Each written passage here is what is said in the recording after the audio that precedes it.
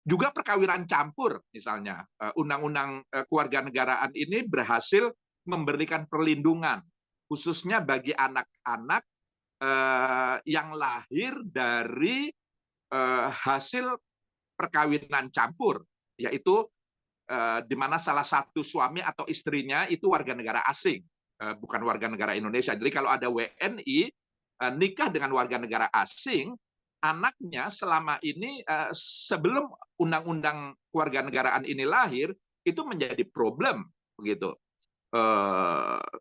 Ketidakjelasan status dan lain sebagainya. Dengan undang-undang warga negara ini, maka lalu kemudian ada perlindungan. Karena lalu kemudian dikenal kewarganegaraan ganda terbatas. Jadi sampai usia 17 tahun, anak itu bisa punya 2 kewarganegaraan, tapi lalu kemudian ketika dia usia 18 tahun, dia punya kesempatan 3 tahun untuk menentukan dia mau memilih warga negara apa.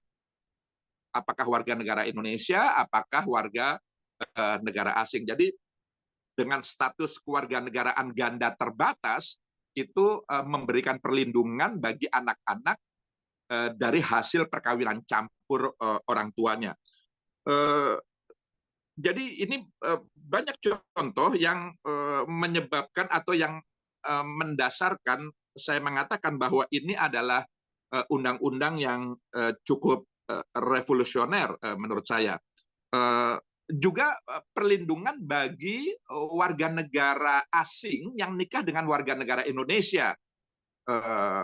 Itu juga ada kemudahan-kemudahan selain dia mendapatkan permanent residence gitu ya, dia juga bisa mendapatkan warga negara Indonesia dalam kasus-kasus seperti itu. Jadi tanpa harus kehilangan warga negara asalnya gitu. Jadi kalau kita baca secara detail undang-undang warga negara tahun 2006 ini, itu banyak norma-norma yang revolusioner yang lalu intinya adalah bagaimana kewarganegaraan seseorang itu tidak dipersulit hanya karena hubungan-hubungan perkawinan, hanya karena kebijakan politik masa lalu yang harus dikoreksi, atau yang karena dia harus bekerja meninggalkan tanah air yang lalu kemudian bisa mengancam status kewarganegaraannya gitu. Nah, satu lagi kenapa ini revolusioner?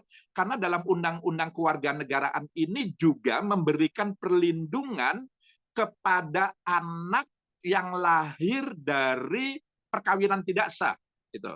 Selama ini anak-anak yang lahir dari perkawinan orang tuanya yang tidak sah itu menyebabkan anak itu bermasalah secara kewarganegaraannya. Padahal anak itu kan dia tidak bisa memilih orang tuanya siapa. Anak itu juga tidak bisa menentukan saya harus dilahirkan oleh orang tua dengan kewarganegaraan apa, atau saya atau anak itu tidak pernah bisa memilih dia harus dilahirkan di negara apa, yang itu membawa konsekuensi kepada status kewarganegaraannya, apalagi kalau orang tuanya itu menikah atau kawin secara tidak legal sesuai dengan peraturan perundang-undangan kita. Selama ini atau sebelum undang-undang kewarganegaraan itu lahir, itu problem luar biasa bagi anak-anak seperti itu. Nah, undang-undang kewarganegaraan tahun 2006 itu memberikan jaminan perlindungan. Jadi ini bukan melegalkan perkawinan yang tidak sah itu, bukan, tapi semangatnya, substansinya adalah memberikan perlindungan kepada anaknya itu sendiri. Yang tidak sah, yang tidak legal itu kan perkawinan orang tuanya. Itu urusan orang tua itu. Tapi anak itu harus mendapatkan perlindungan, mendapatkan jaminan atas status kewarganegaraannya, dan undang-undang kewarganegaraan ini memberikan hal itu.